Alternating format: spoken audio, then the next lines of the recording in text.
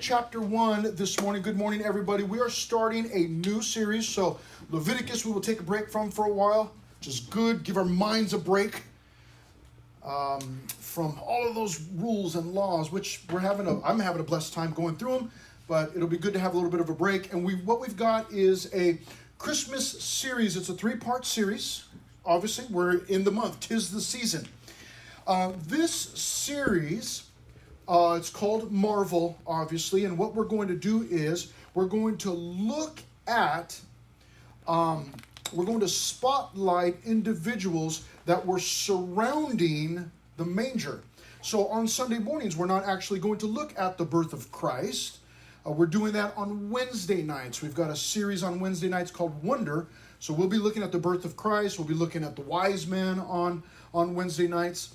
But on Sunday mornings, what we're going to do is we're going to take a look at 3 different individuals, 2 individuals and a group of people. The first one is going to be Zechariah today and how he fit into God's plan as God was getting ready to introduce his son into the world. And then we will look at Zechariah's wife, Elizabeth, next week. And then the week after that, which will be the day after Christmas. Can you believe it? It's already here. It's like 13 days away. Hopefully you've got your shopping done. If you need to know my size or anything, you just buy me a gift card, as you know. The day after Christmas, what we will do is we will take a look at the shepherds and their response, because the shepherds were actually the first ones to hear about the birth of Christ outside of his own parents. They were the first ones to react to it, and we'll see how they reacted to it. They came basically as soon as Jesus was born. They found out and came to see him. So we'll look at that over the next few weeks. This morning, Zacharias. You can turn to Luke chapter 1. I just told you that. Here we are, verses 5 through 25. We're going to see 2 main divisions. The first is beyond hope, and then the second one is breaking the silence. Beyond hope and breaking the silence. Christmas, the entire point of Christmas is hope. That's the entire point of it. Is that because Jesus was born into a world, and because he came to that world and died, that we have hope. We have hope of being saved. We have hope of being rescued. We have hope of life eternal with God. We have hope of seeing our friends and family members who were saved and died. There's the hope of heaven, the hope of eternal life. And so Christmas means so much more than gifts and presents. I know you hear that all the time. I mean, even from, outside of the church and commercials or whatever. I do love the presents. I do love the gifts. I'm glad we have all that stuff. But we do want to remember that it is so much more than that. And it's hope. And so what we're going to start out with today is this gentleman, this guy, this couple really, but we'll see just the husband in this snapshot here. His name was Zacharias, and we're going to see him, and the very first thing that we're going to see about him is that he was beyond hope, and we'll talk about that some more in just a moment. But marvel, this coming Thursday, the world is anticipating the release of Spider-Man, right? If you don't have tickets yet, I've got some giveaways. Just kidding. If you don't have tickets yet, forget it. Because your friends are going to go see it Thursday, and then they're going to blow it. They're going to mess it up. They're going to tell you the whole story. So by Thursday night, Friday morning, okay? Anybody going to see it? Okay. Oh, so you are. Okay, yeah. So those people that just raised their hands, the rest of you, they're the ones that are going to blow it for you, okay? Just letting you know. But everybody is in awe, waiting, and then they're anticipating, what's going to happen? We, in the meantime, as Christians, we are in awe, or we marvel over all that God did. What does it mean to marvel? Marvel means to be filled with wonder or astonishment. And as the world waits for the Spider-Man movie and thoughts of this hero to come in and save the day, you and I understand at the same time that our hero has already come to save the day. That he's already come to pay the price and pay for our sins. And that we're saved, man. And all of this good stuff, plus we're going to heaven. And so, anticipating all of that, we take a dive and look into these different lives here. So, Luke chapter 1, picking it up at verse 5, we're introduced to a man named Herod, first of all. Verse 5, there was in the days of Herod, the king of Judea. Now, Dr. Luke is writing the book of Luke, okay? He was a physician. And so the fact that he was detailed, it makes sense. Doctors are detailed individuals. And as he begins to write to his friend Theophilus, at verse 5, he begins to tell Theophilus about all that took place surrounding that manger scene, the birth of Christ. And he begins by giving us a date, a time stamp. He tells us that this thing happened in the days of Herod, so that any readers, Theophilus himself, but also any readers that heard this testimony, when they heard, oh, it was in the days of Herod, they would immediately know, immediately be able to place it within the context of history. But there was something else that Dr. Luke was doing for us. By telling us that this was in the days of Herod, he was also telling us that these were dark days. Herod was a paranoid murderer. In fact, you can go back and read for yourself through history. He murdered many of his own family members because he was paranoid that they were after his throne. Now, maybe they were, maybe they weren't. But he had many of his own family members murdered to prevent that, not wanting to release his prominence and his position and his power. He also, you and I know this part of the story, is that when the wise men come into town and there's a huge stir, and the wise men say, hey, we're looking for he who has been born king of the Jews. It was Herod that was ruling at that time, and he said, the king of the Jews. And he said, well, listen, here's what I want you to do. I want you to go find this king of the Jews, and then I want you to come back and tell me where he is, because I want to go worship him too. That was an out-and-out lie. You and I know that he did not want to worship. In fact, what he wanted to do was to murder this so-called king of the Jews. And in fact, what he did, in case you don't know, this same Herod, when he found out that the wise men, they skipped town. They said, we're not going back to talk to Herod. The guy's evil. When he found that out, he ordered the mass killing of all male children in that vicinity, 2 years old and younger. He ordered them all to be killed, because what he was attempting to do was kill this so-called king of the Jews. So this is the type of individual that this man Zacharias is living. He's living under that kind of rule. Again, like I said, these are dark days, dark times. But you and I know that it is in the darkest times that God shines the brightest. It is in the darkness that a light becomes most useful. You and I, if we were to walk outside right now and somebody were to turn on a flashlight, we would look at the person like, what is wrong with you? Why do you have a flashlight? Because they wouldn't need any light. But if we were in here and someone turned off all of the lights and someone pulled out their flashlight, maybe even on their phone, that individual would quickly become the most popular person in the class. Oh, this is great. You've got a light. And everybody would be drawn to that individual. So Zacharias gets this wonderful news from God, this light shining in the darkness. Verse 5, there was in the days of Herod, the king of Judea, a certain priest. Now we'll stop there for just a moment. You guys help me out. When I say priest, what do you envision in your mind? What kind of characteristics, what type of person do you think of?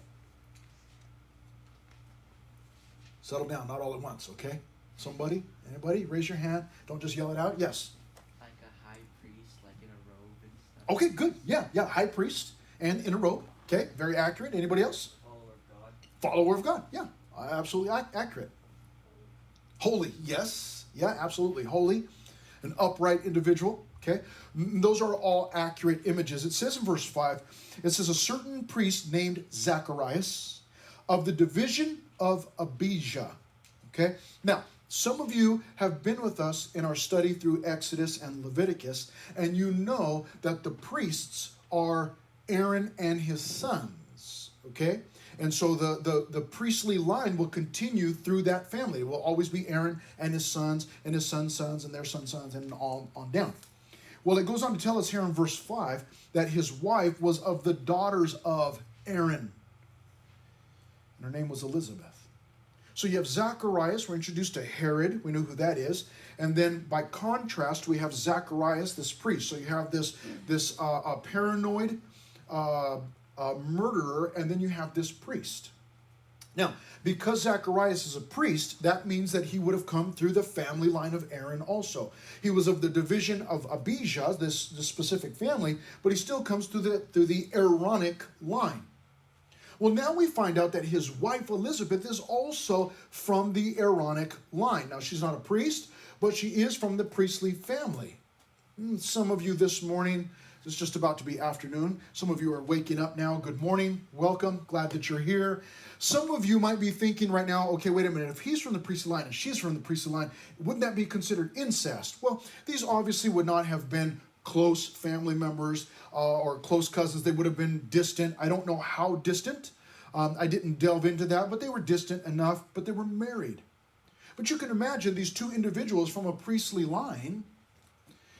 What would you imagine them to be? Some of the things that you mentioned. Well, godly and holy and, high priest type of people. Well, I'm glad that you thought that, because in verse 6 it says, and they were both righteous before God.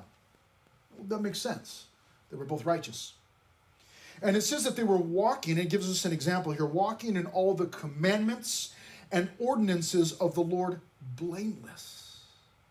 Now, they certainly were not perfect, but as far as human standards are concerned, they were about as close to perfect as you can get. The idea is that these were godly individuals who were obedient to the Lord.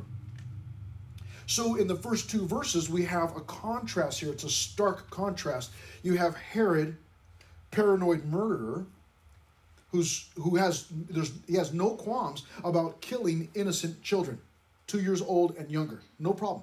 Just kill them all.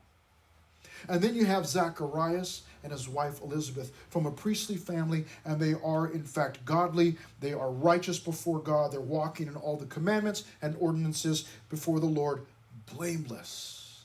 Again, they were not perfect, but they were certainly committed to the Lord. So we see that they are blameless. I'm sorry, let me move on to this. Blameless. But what we're going to see next is that they are also barren. Look at verse 7. But they had no child, because Elizabeth was barren, and they were both well advanced in years.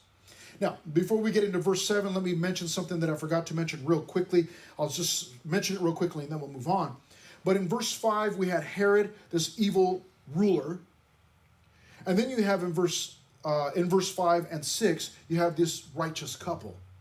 And I just wanted to make mention of this, that Zacharias and Elizabeth, though they were living in those kinds of conditions with that kind of political leader, still the fact that Herod was wicked was not an excuse for them to live a godless life. In fact, it was even more impactful, because we see Herod, and he's paranoid, and he's a murderer, and he murdered his own family, and he murdered kids. And then you have Zacharias and Elizabeth, this godly couple who are living for the Lord, serving God. What a contrast. But it wasn't an excuse for them, well, look how bad Herod is, so, it's okay for us to be bad or for us to disobey God. They didn't have that kind of an attitude at all. But in fact, it was, hey, we're going to stay committed to the Lord no matter what. Verse 7, they find out that even though they are a godly couple, these godly individuals, verse 7, still they had no child, and it was because Elizabeth was barren. And on top of that, they were both well advanced in years. And it was important for you and I to understand that because we are attempting and striving to live godly lives, that does not mean, it certainly does not mean that everything will go well in every area of our lives. You and I are going to suffer. Our families are going to suffer. Believers, we do suffer in certain areas. And while it may be that as a whole, generally speaking, God blesses our lives in the things that we do, it does not mean that every area of my life is going to be perfect. And Zacharias and Elizabeth had no children. Their life was imperfect, but they were still committed to the Lord. Even though things weren't going their way necessarily, especially in this area, they were still committed to the Lord. Now, it's important for you and I also to understand that in our society today, children are seen as a burden and not a blessing. The people that we most enjoy following on social media are single people who are living the life. They're in Greece this week, and next week they're in Italy, and the week after that they're in France, and the week after that they're in the mountains, and then they're at the beach, and we like to see that glamorous life. And it's glamorous because it's just them. And there's no kids tagging along, snotty-nosed little kid, messy diapers, because that's seen as, if you have kids, they're a burden, and then you can't do all the fun stuff. But you and I understand that in the Bible teaches, because God considers children are a blessing, not a burden. And while children may sometimes and at times be a burden, and I think that probably all of you would agree, yeah, sometimes I am kind of hard to live with. I remember what it was like to be young way back in the 1900s. I can remember at times that I was not easy to live with for my parents. And we didn't get into it often, but we did get into it, and I can remember that. But the idea is that children are a blessing from God. And it was never more important than at that time. To have children was a sign of God's blessing in your life, and they didn't have children. And so it would have been a sore subject for these parents or for this couple. And it would have been a sore subject for Elizabeth when she gathered with the women in her younger years and she saw all of the women having children. Moms, families tend to have children about the same time, don't they? Many of you probably grew up together because your families had started having babies about the same time, obviously.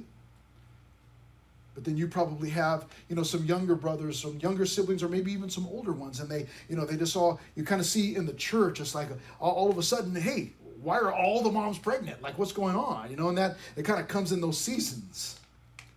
And you can imagine Elizabeth gathered with the other women from the village, from her city, from her town. And as her friends began to have babies, she's wondering, why am I not having babies? And as those babies started to grow, she's beginning to long for, the things that the kids do. They start to learn, and they're talking, and they're crawling, and they're walking, and they're doing all those things. And then they begin to grow older, and, they learn how to tie their shoes, and they grow a little bit older, and, oh man, I'm so excited, my kid learned how to drive the wagon today, or whatever, And then they eventually they graduate, or they grow, or they start to work. And all that time, Elizabeth would have had this longing for children that she never had. Same for Zacharias. And it may be that people were looking at them like, hey, what's wrong with you guys? Why can't you have kids? What's the matter? You're godly, you're committed to the Lord. Why doesn't God bless you? There must be something wrong in your life. But these things did not stop Zacharias and Elizabeth from being committed to the Lord. And so it says that they were barren in verse 7. And I want you to understand something, because the subtitle right here is Beyond Hope. Verses 5 through 7, beyond hope. And here's why in verse 7. But they had no child, because Elizabeth was barren. Okay, so she was not able to have children. But then on top of that, they were both well advanced in years. And Dr. Luke was being very gracious. And maybe it was, King James when it was being translated. But well advanced in years, what does that mean? It means they're old. They were both well advanced in years. It means it's a nice way of saying they were both old. And what it is, in fact, telling us is that they were too old to have children. Now, we're talking about Christmas time, about events leading up to Christmas. And again, I'll say this, that it seems to us, and we see it often, that God seems to oftentimes work best in the darkest of times. And I want you to consider, we've now put ourselves into this story. We know that this was during the time of Herod. He was a wicked ruler. And we've zeroed in on this couple, Zacharias and his wife Elizabeth, who cannot have children. So for them, the dark times got even darker. For them, the dark times under the rule of Herod and the Romans hit closer to home because they were not able to have children of their own. And so we find in verse 8, where we move on to our second and final division, which will take us down to from verse 8 down to verse 25, we see the breaking of the silence. We're going to see this heavenly visitor and then some hesitation. But let's pick it up at verse 8. So it was, now that the stage is set, verse 8, so it was that while he was serving as priest before God in the order of his division, according to the custom of the priesthood, his lot fell to burn incense when he went into the temple of the Lord. Now this is quite interesting, that as he's serving before God, as priest before God, in the order of his division, according to the custom of the priesthood, his lot fell to burn incense when he went into the temple of the Lord. Now, some of us are somewhat vaguely maybe familiar with what a lot was. It was a way for them to decide things, to make decisions. You go, well, that's really weird. Yeah, but there's probably been a time in your life where you flipped a coin. In fact, football games, they all begin with a flipping of the coin. Soccer games, football games. Whenever you watch a football game, they have the coin toss. And, you have these big burly men walking out there in tight pants and holding hands. I don't really understand it. But anyways, they go out there and then they flip a coin to decide who goes, which way and who's going to start. And they do the same thing at soccer, except they don't wear tight clothes or hold hands. But that's, you like football, okay, whatever. But, they go out there and they flip a coin and they decide who starts on which side or whatever. But that's generally the idea that's what they were doing here by tossing the lot, by casting lots, they would decide which priest went where and did what. Now that might sound strange because you might be picturing like, well, why would they do that? Isn't there like 5 priests?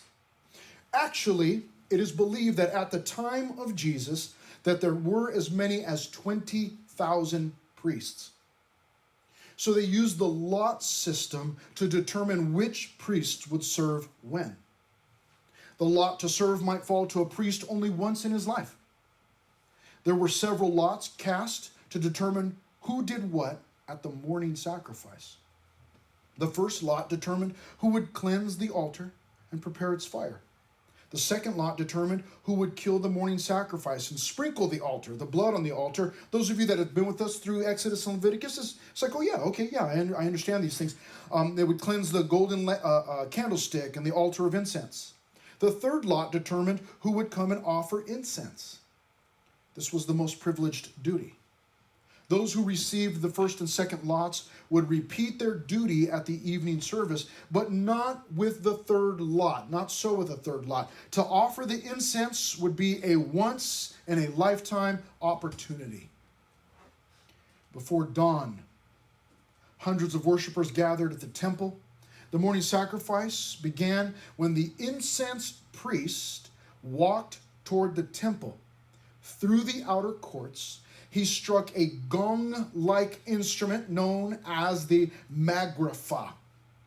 At this sound, the Levites assembled and got ready to lead the gathered people in songs of worship to God. The other 2 priests chosen by lot that morning walked up to the temple on each side of the priest chosen to offer the incense. All 3 entered the holy place together. One priest set burning coals on the golden altar. The other priest arranged the incense so it was ready to go. Then those 2 priests left the temple, and the incense priest was left all alone in the holy place. So in verse 10 we read, and the whole multitude of the people was praying outside at the hour of incense. And now we have some idea that there's this multitude of people out there, worshipers, waiting. The first 2 priests have come out of the temple. But Zacharias, the incense priest for that morning, is still inside, and they're all outside waiting. And then this happens in verse 11.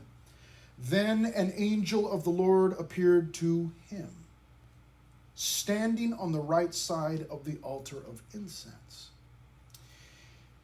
And when Zacharias saw him, he was troubled, and fear fell upon him. You bet it did, right? Zacharias, as far as he knows, he's in the temple. Now remember, some of us have studied through the temple or through the tabernacle, and we remember the articles and everything. And you might remember that as far as we can remember, there's only one source of light in there, and that would have been from the candlesticks. Candlesticks don't put off much light. There weren't very many of them. And so it would have been dark in there. Quiet. The smell of incense beginning to burn as Zacharias steps up and begins to offer the sacrifices and begins to make his prayer. And as he's standing there quietly, perhaps his eyes were closed, I don't know. But at some point he looks up and he sees an individual standing to the right side of the altar of incense. Now, he immediately must have been startled because there's not supposed to be anybody else in there. It's just him. And so as he realizes that someone's in there, he then may have realized at that point that this was some kind of angelic visit. It doesn't indicate that for us. We do know that it was an angel, but it doesn't indicate whether Zacharias understood that at first. Now, it will become clear here in just a moment, but I want you to understand the scene. He's standing there, and in verse 12, Zacharias saw him. He was troubled, and fear fell upon him. I would have been startled also. Well, I think we talked about this in here. Maybe it was a Wednesday night, but some of us are easily startled. My family gets angry at me because I don't scare easily. They'll hide, certain places and like, oh, we're going to scare Dad. They'll jump out and like, ah, and I'll just do one of these, like, I'm walking by like, oh, hey. Inside my chest is like, oh, but I gotta play cool. I don't want them to know I'm a sissy. Some of us are easily startled. Doesn't take much.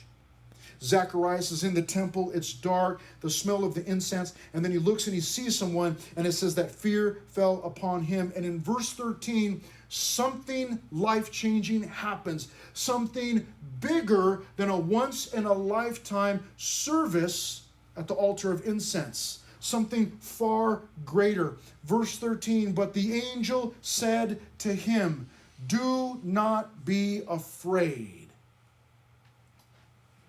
Now, it's always funny to me, and I've talked about this before, that it's always funny when you have this angelic visitation, this encounter, somebody in the Bible with an angel. Because oftentimes, they're scared out of their minds, and the first thing out of the angel's mouth is, don't be afraid. What do you mean, don't be afraid?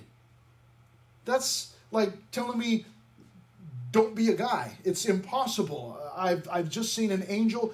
Zacharias is thinking to himself, I thought I was in the temple by myself. What are you doing in here? It's an angel. And of course he's startled. And the first thing that the angel says is, do not be afraid. And then he calls him by name, Zacharias. So Zacharias, perhaps, if he's not gone completely out of his mind at this point, maybe he heard his own name. Do not be afraid. Calm down, Zacharias. And the angel goes on to say in verse 13, for your prayer is heard. And your wife Elizabeth will bear you a son, and you shall call his name John. Now, what a thing to hit this man with. Is the angel, is it like in a hurry or something? Really? Like, you couldn't give me a chance to sit down and let me process the fact that you're in here and then give me the info? It's like the angel, just as soon as Zacharias sees him, man, he just immediately says, hey, don't be afraid, Zacharias. Your prayer's been heard, and your wife will have a baby, and you're going to name him John. That's a lot of info. Especially first thing in the morning, right? How many of you are not morning people? How many of you are not morning people? How many of you are not even early afternoon people? How many of you are like, wake me up at 7 o'clock tonight for dinner, and then I'll go back to sleep, right? a lot of us have a hard time first thing in the morning. I have a hard time first thing in the morning. Man, you hit me with this. Like, I remember one time years and years ago, we had an alarm system put on our house because we live in the ghetto and our house got broken into a couple times. And we had an alarm set, and my kids were very young. It was first thing in the morning, and I wake up to, boo, woo, woo, woo. Some of you you're probably familiar with that. And I immediately jump out of bed. And I ran out. I just had shorts on, okay? Not underwear. I had shorts on. But I had jumped out of bed like I don't even know what was going on. I just immediately jumped out of bed, and I ran down the hallway toward the front room because the alarm is going off. Somebody just broke into my house. So me, being ever so smart, run down the hallway with nothing in my hands. Somebody's in my house. I have nothing in my hands. But in the moment, I was ready to kill somebody. I was going to kill whoever I saw first. I was going to kill him. Well, as I was running down the hallway, one of my daughters, my young daughter Chloe, who was just in here earlier, she went running past me. And in the moment, I wasn't, it's like, I'm not thinking. And I come out of my little hallway. It's not very long. It's a small hallway. I have a very small house. But I come out of the hallway, and I'm in the front room. By the time I got from my bed to the front room, it's just a matter of steps. I mean, I was literally like this. And I'm looking around, and I don't see anybody. And the door's closed. So then we have a small kitchen to the left, and then behind that, a small room. Just a small, the fireplace is back there, but it's small. So I'm in the front room, like ready to kill somebody. I don't see anybody, so then I figure they must have run over here to the back. So then I take a couple steps, and I look back, and I'm looking around, and then it's like I start to calm down. I'm realizing, okay, there's nobody in here, and I go and disarm the alarm, and then all of a sudden it hits me. Chloe went running past me. She wasn't in her room. She came from the front room. She must have opened the front door, and the alarm went off. So I go back to my bed like a zombie, and it's like I just fell in bed, just fell there. Chest is just like, am I going to have a heart attack? What's going to happen? And then after I laid there for a couple of minutes, I realized, and I jumped up again and went to the front. And our neighbors from across the street, young man and his little sister, they were standing at the front door because we would give his sister a ride to school every day. And they had come a little bit earlier that morning, and they rang the doorbell, and Chloe got up like, I'll answer it. And she just opened the door, and then when it went off, she slammed the door in their face, and she took off running. And then I come into the living room like, I'm going to kill somebody. Absolutely startled. Zechariah is in the temple, in the dark, by himself, and this angel startles him, and it says that he's fearful, and what's the first thing that the angel says? The first thing the angel says is, don't be afraid. Are you kidding me? But he lays all of this info on him. But there's something far greater going on here. What this angel is about to reveal to him is that, Zechariah, you've been chosen, and you're actually going to have a son who's going to introduce the Messiah. You see, they're looking in the direction of the manger. They're looking in the direction of the birth of Christ. But in order to get there, there must be a forerunner, an announcer, somebody to introduce the Messiah. And Zechariah is about to find out that he's the man and his wife, and they'll give birth, Elizabeth, his wife, will give birth to the forerunner. He's heard about this before. He never dreamed that it would be him. However, I want you to also understand this, that many of us, many of you, perhaps, I did not grow up in church. I got saved when I was 20. But many of you sitting in here this morning, you grew up in church. And in fact, some of you may have been here all of your lives. You got saved when you were little. Maybe when you were born, you were dedicated at the church.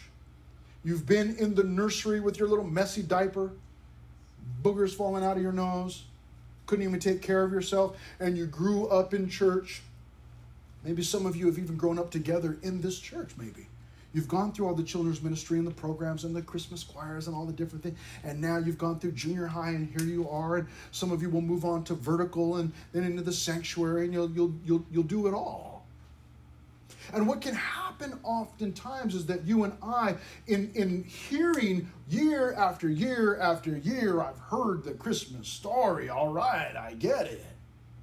And we can oftentimes become dead to the things of God. They're not new to us anymore. I want you to understand something, that when the angel says to Zechariah in verse 13, do not fear, do not be afraid, it broke 400 years of silence. Since the book of Malachi in the Old Testament, when God was prophesying. And the last prophecy that God was giving there in Malachi was that before the day of the Lord, I'm going to send Elijah. I'm going to send a forerunner. That was the last thing that God said. Now, for the next 400 years, there's not been any written word from God. There's not been any prophecies or any new prophecies, any new revelation from God. For 400 years, the people had been waiting, anticipating. We know the prophecies, but when is it going to happen? You and I have a hard time waiting, don't we? Like, I know that the rapture is going to happen. Paul talked about it in 1 Thess, but when is it going to happen, man? It's been 2,000 years since Jesus was here, and you know, everything's going haywire, and everything's wrong, and man, we're living in dark days, and when is God going to come and rescue us? The anticipation of that. And what has just happened to Zechariah is that the Lord broke 400 years of silence by sending an angel to talk to Zechariah, this humble, childless priest. And he does it inside of the temple in the darkness and the quietness of this place. And he laid it on him heavy, man. 400 years of silence. It's all brand new. It's all brand new.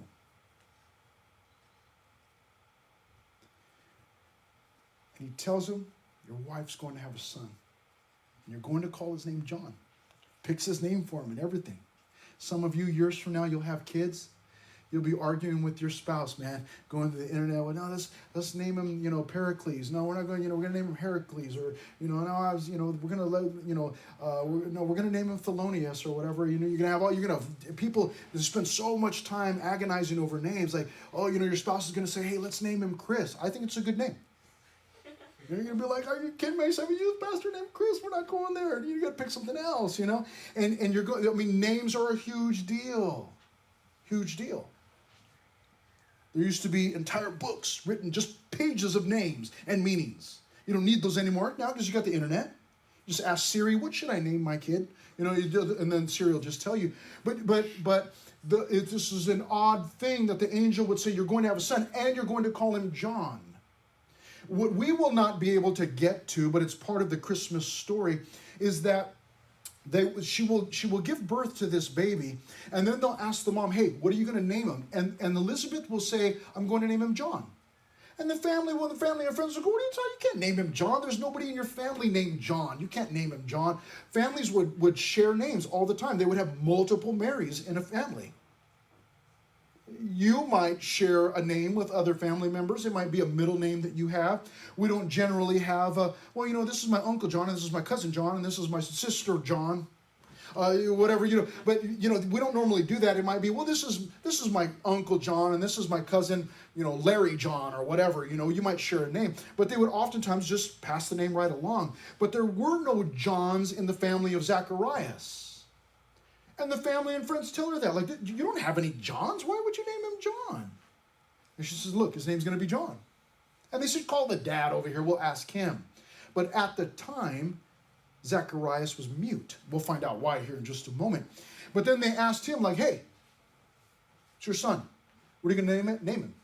And he's like, bring me some, pen and paper. And he writes down John. And it's like, what? They all marvel at that. Why are you naming him John? His mouth is open. He begins to prophesy.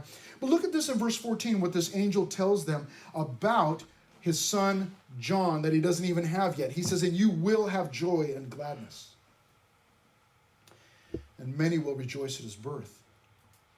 For he will be great in the sight of the Lord.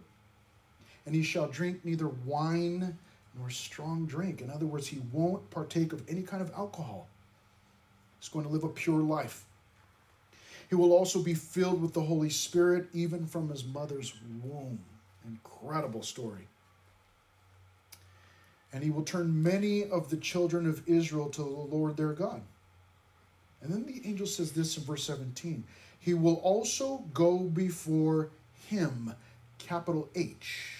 He will also go before him in the spirit and power of Elijah. So the angel just laid this on him. That listen, your son is going to be the forerunner for him. Him, who's him? Jesus. And he's going to go in the spirit and power of Elijah. And the angel actually uses these words to turn the hearts of the fathers to the children, and the disobedient to the wisdom of the just, to make ready a people prepared for the Lord. In Malachi chapter 4, God said, behold, I will send you Elijah the prophet before the coming of the great and dreadful day of the Lord. And he will turn the hearts of the fathers to the children, and the hearts of the children to their fathers, lest I come and strike the earth with a curse. You see, that was the prophecy from God. I'm going to send Elijah the prophet.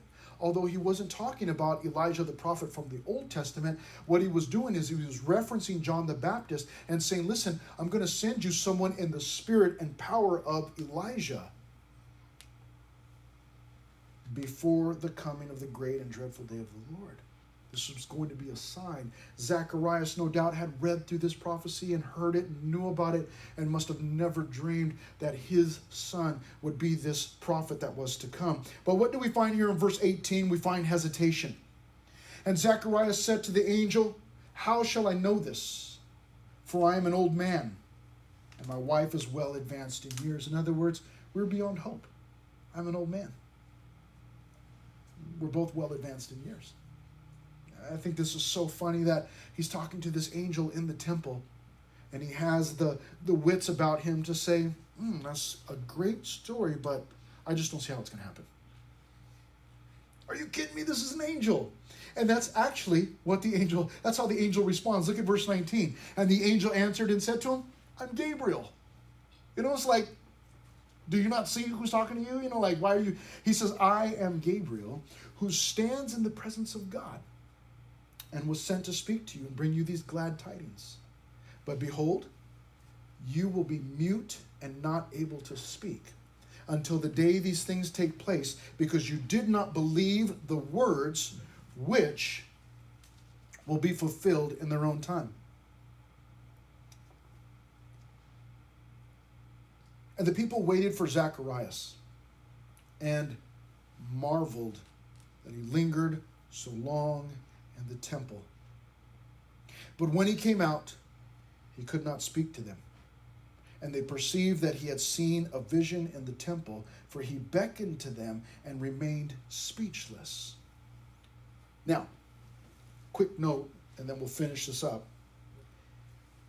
And you're like, yeah, right, nothing's quick with you, Pastor Chris. But because Zacharias allowed his fear to rule instead of his faith, because he doubted, he then physically missed an opportunity to tell what he had just experienced. And it's a lesson to you and I. You and I have friends, and we have family members that we love dearly, but they're not saved.